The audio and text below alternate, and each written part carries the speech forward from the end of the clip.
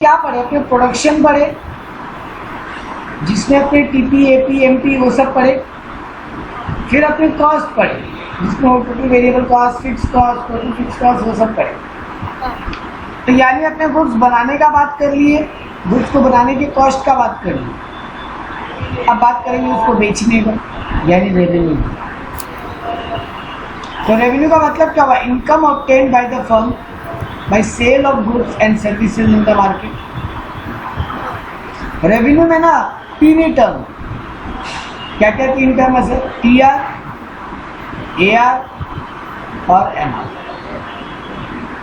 Total revenue, average revenue, marginal revenue. TR का मतलब क्या हुआ? Total amount of income obtained by the firm by producing and selling of goods and service. Total income जो obtain हुआ, total amount of income, जितना goods मेरे पास available है उन सबको बेच के, गुड्स एंड सर्विसेज को बेच के जो मेरे को टोटल कमाई है। टीआर का फॉर्मूला क्या है? एक तो वही है समीशन ऑफ एमआर, जैसे टीसी में था, जैसे टीपी में था। लेकिन इसके अलावा एक और अच्छा formula, price into quantity. Total revenue किसको बोलते हैं? बेटा हम 500 पीस बेचा और एक पीस हम 10 रुपया करके बेचे, तो 5000 रुपया का सेल किया ना। तो प्राइस इंटू क्वांटिटी, ठीक है। एआर का मतलब क्या होता है? Rate of revenue per unit sold. एक पीस कितने में बेचे, निकालने का तरीका वही है, TR by Q. Marginal revenue किसको बोले? एडिशनल रेवेन्यू कितना कमाया हम एडिशनल यूनिट बेच के। एडिशनल रेवेन्यू कितना कमाया हम एडिशनल यूनिट बेच के। तो change in TR by change in quantity, या फिर TR of N minus TR of N minus. ठीक है। तो सर ये तो समझ में आ गया, तो बच्चा वाला बात हो कि यहाँ चैप्टर में यही रिपीट हो रहा है, बस खाली कहीं रेवेन्यू हो जा रहा है, कहीं कॉस्ट हो जा रहा है, कहीं प्रोडक्ट हो जा रहा है। लेकिन इसमें एक्स्ट्रा बात क्या पढ़ने को? बेटा रेवेन्यू में ना अपने को पढ़ने का बात है, वो अपने पढ़ते हैं कि तीन टाइप का अलग अलग मार्केट में रेवेन्यू का इम्पैक्ट किया। एक तो हो गया परफेक्ट कॉम्पिटिशन मार्केट, एक हो गया मोनोपोली मार्केट, और एक हो गया मोनोपोलिस्टिक मार्केट। ठीक है। इन तीन मार्केट में अलग अलग टाइप में रेवेन्यू के क्या इम्पैक्ट है। परफेक्ट कंपटीशन का एक नाम हो गया, बाकी इन दोनों को मिला के इम्परफेक्ट मार्केट भी बोलते हैं, क्योंकि उसको परफेक्ट बोलते हैं तो बाकी इम्परफेक्ट। तो अपने पहले परफेक्ट कंपटीशन मार्केट में पढ़ रहे हैं कि एआर और एमआर कैसा होता है, फिर पढ़ेंगे मोनोपोली मार्केट में एआर एमआर कैसा होता है, टीआर कैसा होता है। ठीक है। तो जैसे पहले यहाँ चार्ट समझो, फिर डायग्राम समझिए। मान लो हम एक पीस बेचता, एक पीस का दाम, मेरा एक पीस का दाम फिक्स है 10 रुपये। तो अगर हम एक पीस बेचता तो मेरा टोटल रेवेन्यू कितना आता? 10 रुपया आता। 2 बेचने पे 20 रुपया आता, 3 बेचने पे 30, 4 बेचने पे 40, 5 बेचने पे 50। वही प्राइस इंटू क्वांटिटी वाला फॉर्मूला। एआर का फॉर्मूला क्या होगा? TR by Q. टीआर कितना है? 10, 10 डिवाइडेड बाई 1 10, 20 डिवाइडेड बाई 2 भी 10, 30 डिवाइडेड बाई 3 भी 10, 40 डिवाइडेड बाई 4 भी 10, और 50 डिवाइडेड बाई 5 भी 10। ठीक है। और एमआर का फॉर्मूला क्या है? Change in TR by change in Q. Change in Q तो 1 है, लेकिन चेंज इन टीआर हर बार 10 10 10 10 10 है। यानी सर परफेक्ट कंपटीशन मार्केट में प्राइस एआर और एमआर सेम होता है ना। ये मेन सीखने लायक बात। Price AR MR all are same in perfect competition market.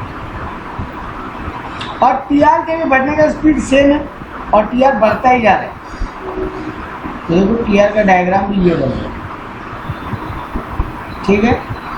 AR MR price सबका डायग्राम ये बन रहा है। सब कांस्टेंट है ना, 10 10 10 10 10 10 10 10 10।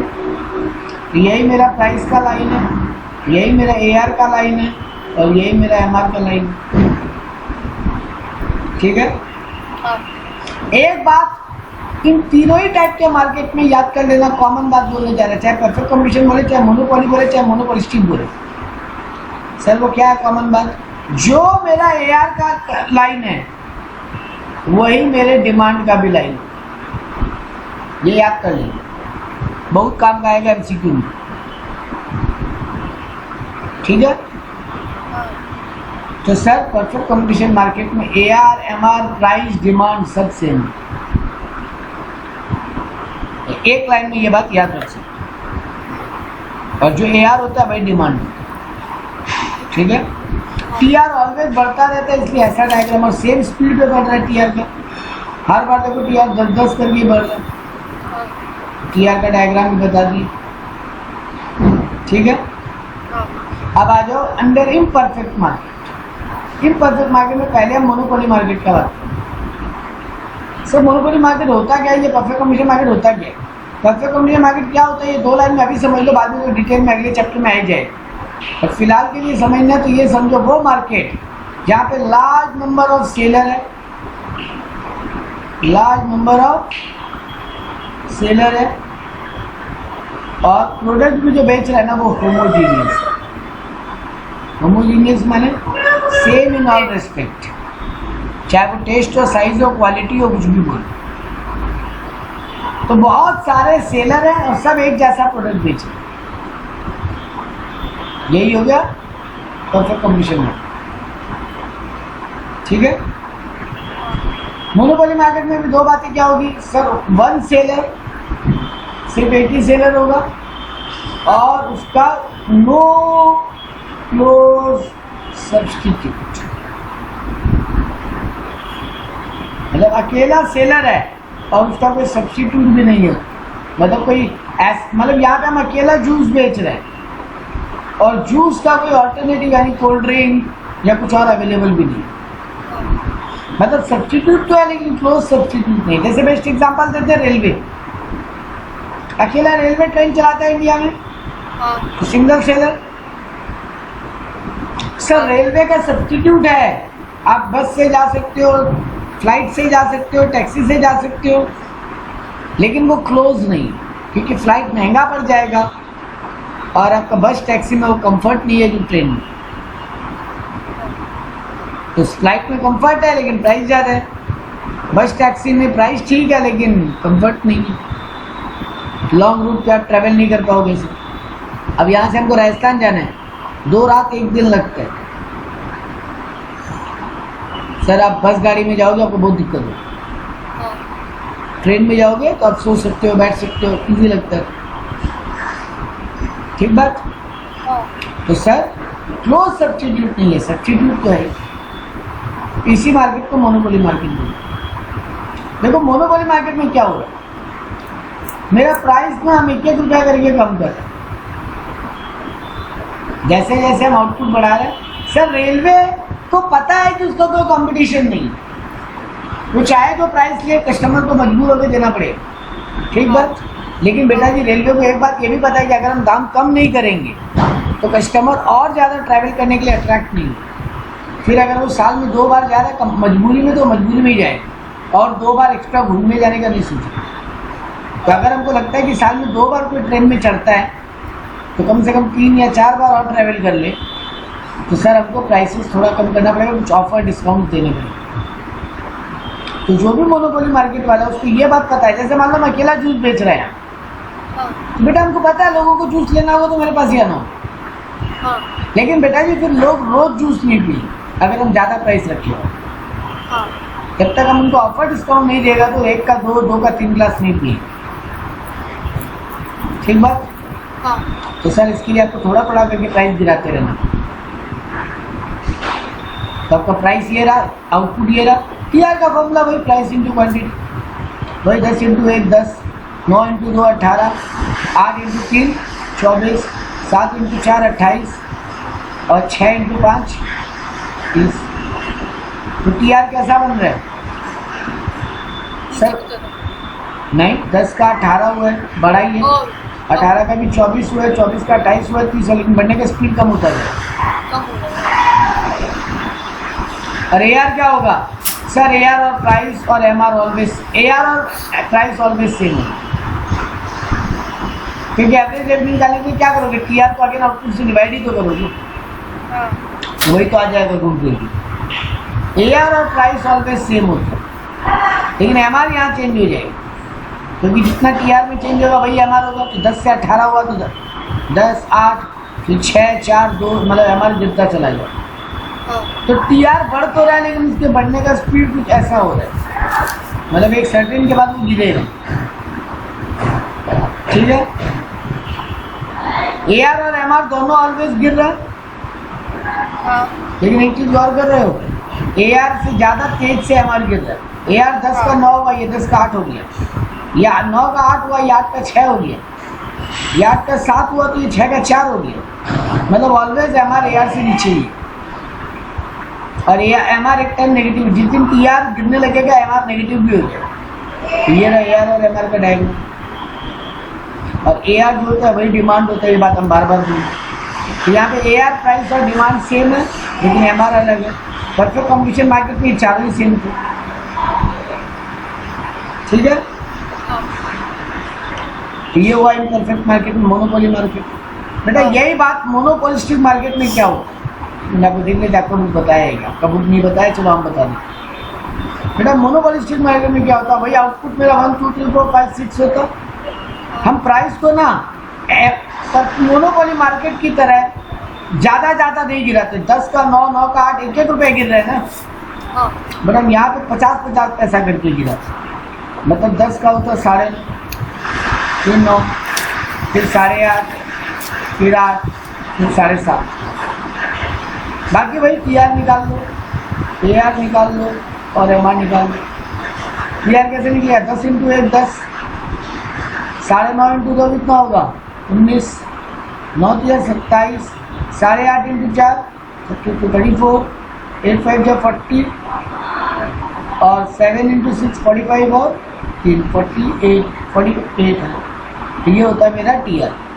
एआर तो वही निकलता है जो प्राइस होता है, क्योंकि 10 को डिवाइड करें तो वही आता है 10, 9.5, 9, 8.5, 8, 7.5। ठीक है, एमआर क्या होता है, 10 का 9 भी गिर रहा है 9, 19 का 27 अगेन 7 1 8, फिर 27 से 34 तो 7। ये ऑलवेज जगह एमआर से कम रहे, बस एक ही डिफरेंस, यानी सर मोनोपोली और मोनोपोलिस्टिक सेम है। मोनोपोलिस्टिक मार्केट किसको बोलते हैं सर, वो भी आप डिफाइन नहीं किए। बेटा वहां भी वही बात है, लार्ज नंबर ऑफ सेलर है लेकिन प्रोडक्ट जो है ना वो डिफरेंशिएशन।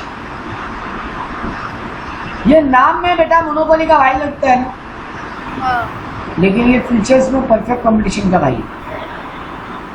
वहाँ भी लार्ज नंबर सेलर था, यहाँ भी है, बट वहाँ प्रोडक्ट होमोजीनियस था, यहाँ प्रोडक्ट थोड़ा डिफरेंट हो। हेट्रोजीनियस मत बोलना, हेट्रोजीनियस का मतलब होता है टोटली डिफरेंट। मतलब तुम आम बेच रहे हो तो हम बिस्किट बेच रहे हैं, तुम मैंगो बेच रहे हो तो हम बिस्किट बेच रहे हैं। यहाँ हम बोल रहे तुम भी मैंगो बेच रहे हो, हम भी मैंगो ही बेच रहे हैं, बट थोड़ा क्वालिटी अलग, टेस्ट अलग, साइज अलग। हेट्रोजीनियस मतलब होता है, हेट्रोजीनियस का मतलब होता है प्रोडक्ट ही पूरा डिफरेंट। बट यहाँ प्रोडक्ट डिफरेंट, हम पूरी तरीके से प्रोडक्ट डिफरेंट है, मतलब हमारा प्रोडक्ट डिफरेंशिएशन है। ठीक है, करेक्ट। तो सर ये बात ध्यान रखने की है, बाकी ठीक है। सर एक बात और ध्यान रखने का वो है डायग्राम में क्या, ये मोनोपोली मार्केट में दोनों बहुत तेजी से गिर रहा था ना यार एमआर, तो फिर गिरने का थोड़ा स्पीड कम, थोड़ा फ्लैटर हो दोनों ही। बाकी वही सेम बात है, यही भी एआर और प्राइस और डिमांड सेम है। एमआर यहाँ भी नेगेटिव है, बस मोनोपोलिस्टिक मार्केट में दोनों ही कर्व थोड़े फ्लैटर हो जाते हैं, और मोनोपोली मार्केट में दोनों ही कर्व मोनोपोली मार्केट में दोनों ही कर्व फ्लैटर हो जाते हैं, मोनोपोलिस्टिक मार्केट में दोनों ही कर्व थोड़े स्टीपर हो जाएंगे। यहाँ उल्टा बोल गया, मोनोपोली में स्टीपर है, तेज गिर रहा है, मोनोपोलिस्टिक में फ्लैटर। ठीक है, बाकी सब कुछ बातें सेम, और डिटेल में ये मार्केट को डिस्कस करेंगे जब फॉर्म्स ऑफ मार्केट स्टार्ट हो। अब अगला है भाई छोटा सा टॉपिक है, मीन्स ऑफ प्रोडक्शन किसको बोलते हैं। जो फैक्टर्स तुमको इनपुट को आउटपुट में कन्वर्ट करने में हेल्प करते हैं। उसको बोलते हैं मीन्स ऑफ प्रोडक्शन। जो हम तुमको वर्ड बोला था जब कैपिटल का डेफिनेशन दे रहा, लैंड लेबर कैपिटल में जब हम कैपिटल का डेफिनेशन दे रहा था तब हम क्या बोला था? प्रोड्यूस मीन्स ऑफ प्रोडक्शन, इसी को तो बोलते हैं। ठीक है, तो मतलब जो ओनर है यहाँ पे जो कैपिटल लगा रहा है उसका बात हो रहा है। तो दुनिया में 3 टाइप के इकोनॉमी है, कैपिटलिस्ट और सोशलिस्ट और मिक्स्ड। कैपिटलिस्ट इकोनॉमी क्या हुआ? जहाँ पे मार्केट पूरा कंट्रोल है, गवर्नमेंट कुछ इंटरफेयर नहीं करता। सोशलिस्ट वो मार्केट जहाँ पे गवर्नमेंट का पूरा कंट्रोल होता है, क्या बनाओगे, कितना बनाओगे, कैसे बनाओगे, गवर्नमेंट डिसाइड कर रहा है। जबकि मिक्स इकोनॉमी में दोनों का कॉम्बिनेशन होता है, कुछ चीज़ों पे गवर्नमेंट का कंट्रोल होगा और कुछ चीज़ें पूरी तरीके से प्राइवेट हैंड में होगी। कैपिटलिस्ट का best example western Europe, USA, ये सब। सोशलिस्ट का बेस्ट एग्जांपल चाइना, रशिया, ये लोग। ठीक है, और मिक्स का सबसे बढ़िया एग्जांपल इंडिया। ठीक है, ये इसमें और ज़्यादा कुछ करने को नहीं है इस पार्ट में। देखो यहाँ पे बता भी दिया लास्ट में कि capital is the produce means of production. यहाँ पे और कुछ पढ़ने लायक आई थिंक नहीं है इस पार्ट से, नहीं यहाँ पे छोड़। अब आप एमसीक्यू कर सकते हो यूनिट 1 का पूरा।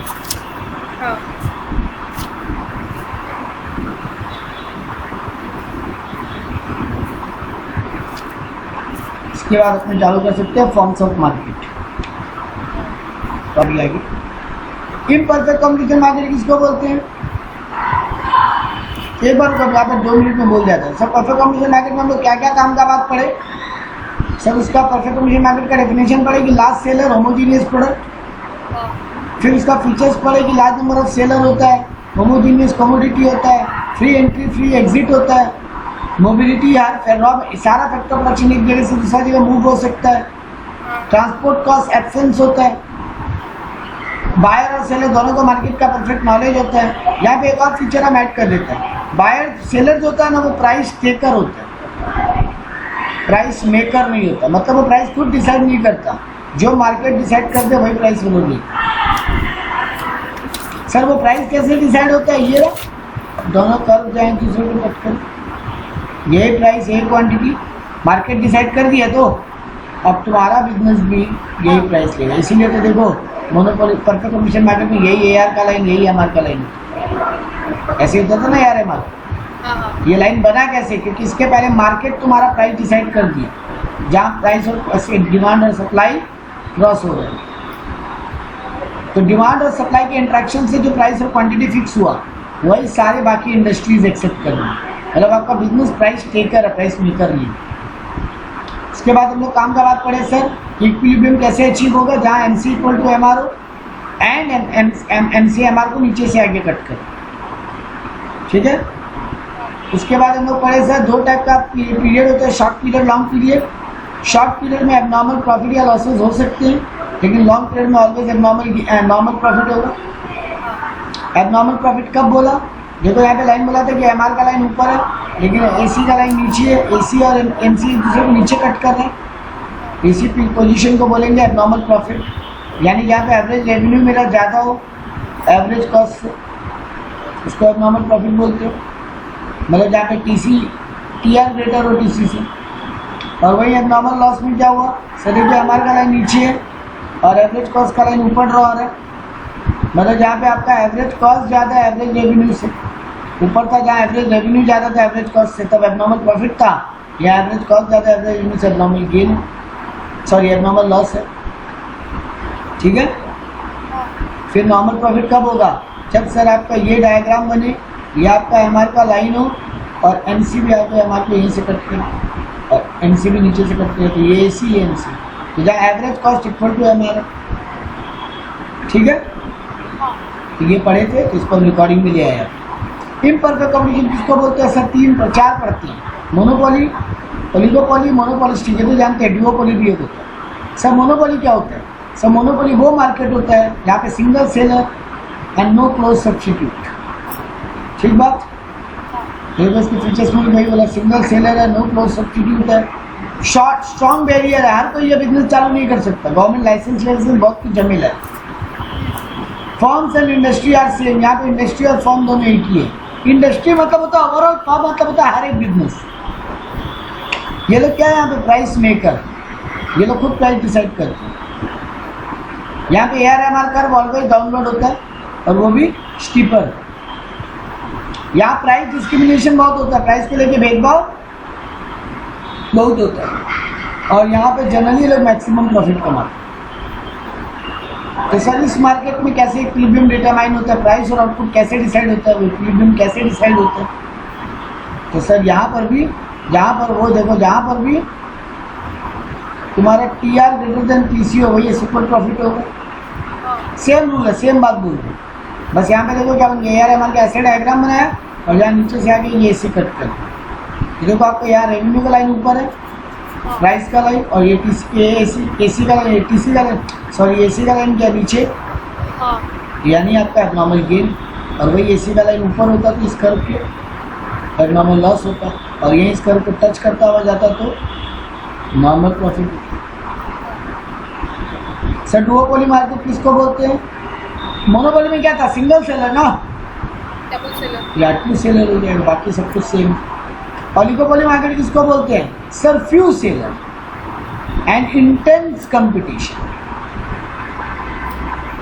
सेलर बहुत कम और आपस में कंपटीशन जबरदस्त। सर आपका SIM market, gas industry, India में भारत 2-3 कंपनी है जो आपको सिलेंडर गैस सप्लाई करते हैं, तो फ्यू सेलर है, फ्यू, सिंगल भी नहीं है, लार्ज भी नहीं है, बीच में कहीं पे है, फ्यू, और आपस में जबरदस्त कंपटीशन है। कोल्ड ड्रिंक मार्केट, बड़ी बड़ी कंपनियां कितनी हैं? सर प्रोडक्ट मत गिनेगा, हम सब पेप्सी, इनका बात मत कीजिए, पेप्सी को बोल के एक कंपनी है, कोको कोला बोल के एक कंपनी है, ये लोग अलग अलग ब्रांड लॉन्च करके रखा है, बट कंपनी तो जनरली दो ही है, तो इनका बहुत कंपटीशन है, तगड़ा कंपटीशन है। आपका सिम मार्केट में कितना सिम है? एयरटेल, जियो, वोडाफोन, बस खत्म। तो सर फ्यू सेलर और जबरदस्त टक्कर है आपस में, इसीलिए सर इनका ARMR या कोई डायग्राम, इनका डिमांड का डायग्राम नहीं बनता, इनका डिमांड का डायग्राम कुछ ऐसा होता है, सर ये कोई डायग्राम ही नहीं। हाँ, इसीलिए इसको किंग शेप बोलते हैं, AINKED, ये नाम याद रखना, ठीक है?